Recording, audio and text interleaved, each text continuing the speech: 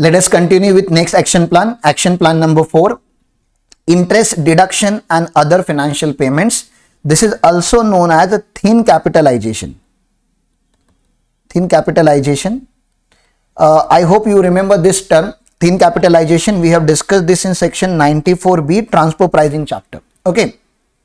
So the same was recommended by OECD as per their action plan number 4. So what do you mean by thin capitalization? So you need to focus on this word. Thin means light and capital means you know that whenever foreign entity comes to India, they will invest into India.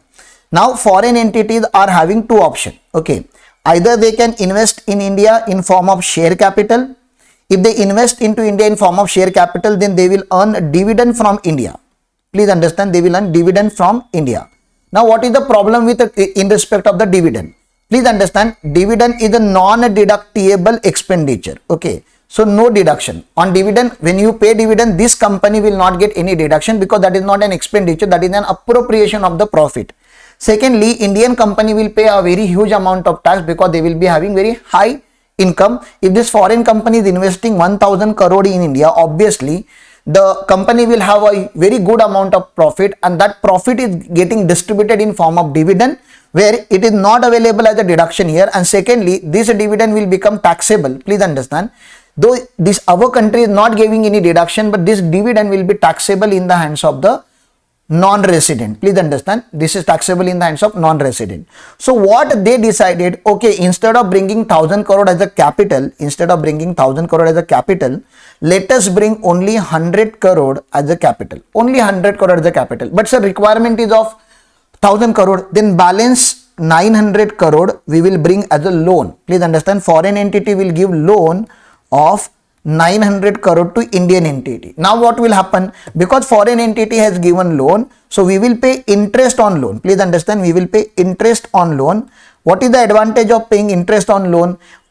Interest on loan is allowable expenditure. Please understand, it is allowable expenditure, and because it is allowable expenditure, the profit of Indian AE will go down, and obviously tax in India will go down.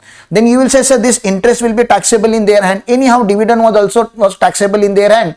Interest is also getting taxed in their hand. So far as foreign NR, it does not make any difference whether they are earning in dividend or whether they are earning in form of interest. So this is known as a thin capitalization. So what do you mean by thin capitalization? They are bringing capital in thin form and they are replacing capital with a loan. Okay, this is one of the tax evasion or tax avoidance practice adopted by them. How we have controlled this thin capitalization? By putting the upper cap, a maximum cap, that okay, in a year this entity in India, this permanent establishment in India cannot pay or should not pay, or a deduction will not be allowed depending upon the maximum cap.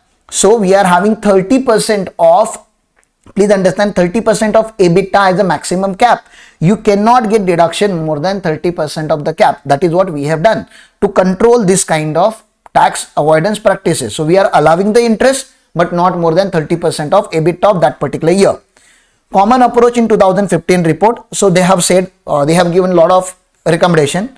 Common approach which directly links entity's net interest deduction to its level of economic activity based on the taxable EBITDA includes 3 elements. Okay. Rule, fixed ratio. Fixed ratio means, okay, you decide the percentage, only this much interest will be allowed based on the benchmark of net interest to EBITDA ratio. Group ratio rule. Allow the entity to deduct the more interest expenses based on the position of its worldwide group.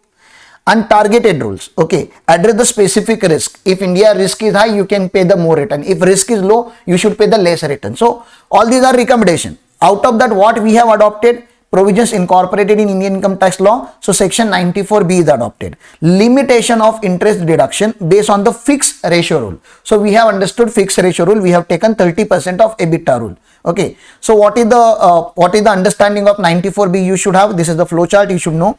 Is borrower an Indian company or a PE of a foreign company? So answer may be yes or no. So borrower is located in India.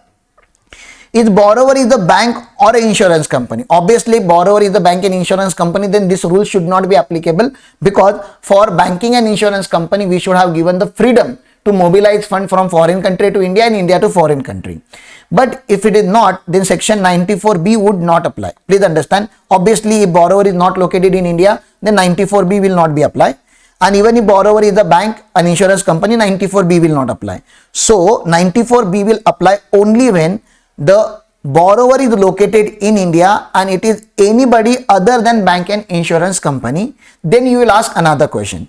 Is the lender PE in India of a non-resident engaged in a business of banking? If answer is yes, please understand, lender or PE in India of a non-resident, okay, engage in a business of banking. If it is a banking business, obviously section 94B should not be applicable. Next, if all the answers are no, okay, it is not a banking company, the PE is also not engaged in a banking business, then what will you say? So whether the interest is paid more than 1 crore, this is the threshold limit. To attract 94B, your interest has to be little handsome amount, at least 1 crore, then only there is a point in activating all this tax evasion mechanism. If it is very nominal amount, 1 lakh, 5 lakh, 10 lakh, 20 lakh, 30 lakh, then there is no point in activating this anti-tax avoidance mechanism of international taxation. So we are saying at least the interest amount should be 1 crore. If interest paid is not more than 1 crore, then 94B will not apply. If yes, then excess interest shall not be allowed as a deduction. So how do we compute excess interest?